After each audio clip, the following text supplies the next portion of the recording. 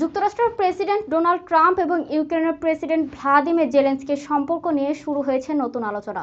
কারণ সদ্য প্রকাশিত একটি বইয়ে উঠে এসেছে এক চাঞ্চল্যকর দাবি। নিউ ইয়র্ক টাইমসের সাংবাদিক ম্যাগি হ্যাবারম্যান এবং জনাথন সোয়ানের লেখা রেজিম চেঞ্জ বই অনুযায়ী মার্কিন অর্থমন্ত্রী স্কট বেসেন্ট ব্যক্তিগতভাবে প্রেসিডেন্ট ট্রাম্প এবং জেলেনস্কিকে হোয়াইট হাউসে আমন্ত্রণ না জানানোর পরামর্শ দিয়েছিলেন।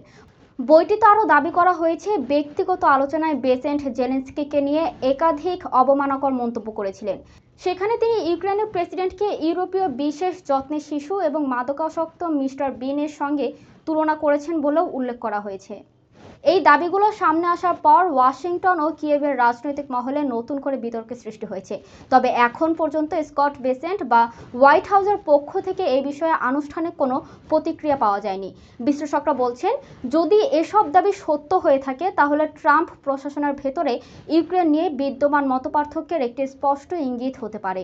তবে প্রশ্ন হলো, এই বইয়ের প্রকাশ কি যুক্তরাষ্ট্র ইউক্রেন সম্পর্ক নিয়ে নতুন বিতর্কের সূচনা করবে, নাকি এটি শুধু রাজনৈতিক আলোচনাকে আরও উস্কে দেবে?